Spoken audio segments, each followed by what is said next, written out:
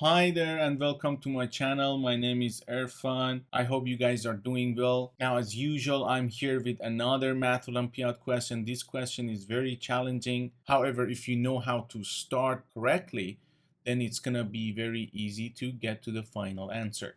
So I suggest you to pause the video and try it out yourself before we dive into the solution together. All right, we have 5 kangaroos named A, B, C, D, and E, and each one of them they have one child named A, B, C, D, and E. However, since it's not necessarily in that order, it means the child E could be the child of kangaroo A or B, for example. Now, in the first group photo shown, exactly two of the children are standing next to their mother. In the second photo down here, exactly 3 of the children are standing next to their mothers. Whose child is A?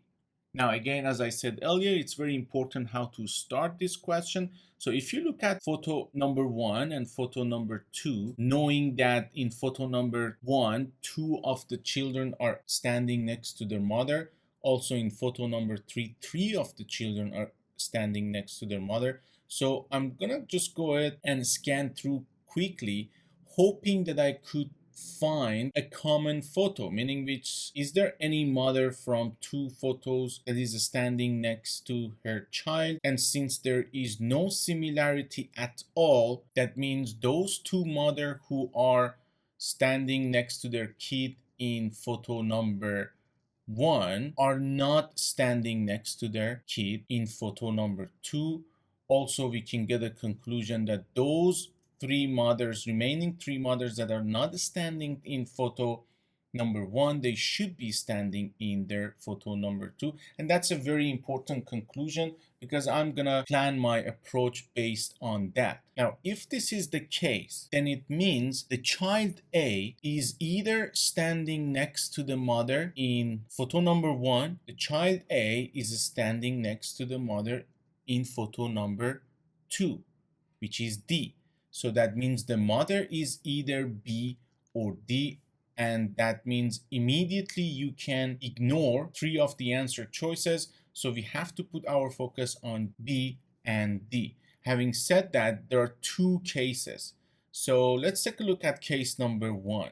So case number 1 is the case where the child A is already standing next to the mother. So it's right here.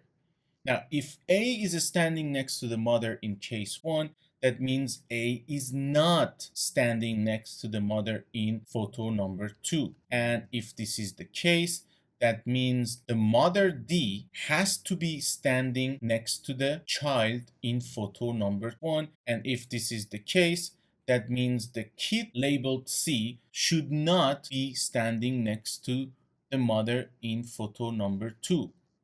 And if this is the case, that means the mother E must be standing next to the child in photo number 1.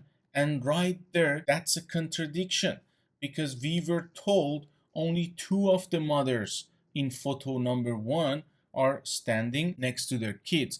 And this is photo number 2. So we do not need to go any further. That's a contradiction right there. Using the same approach, let's take a look at case number 2, where child A is standing next to the mother in photo number 2.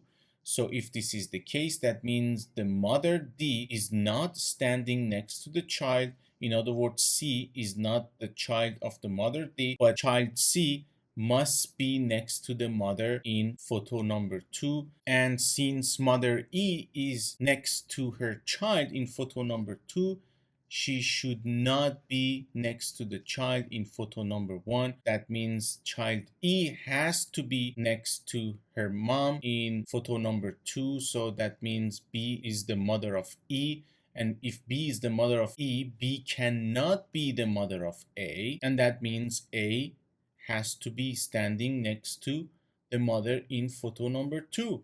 And we get back to this stage. And there is no contradiction so far since we have crossed out these 3. These 2 should be correct. They should be standing next to their kid, which means these 2 should not. And there is no contradiction right there. Everything matches the description in the question. So therefore, I'm gonna go with answer choice D. I hope you enjoyed the video and I hope you got the same answer as me.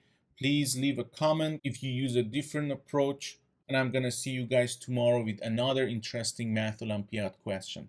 Thank you.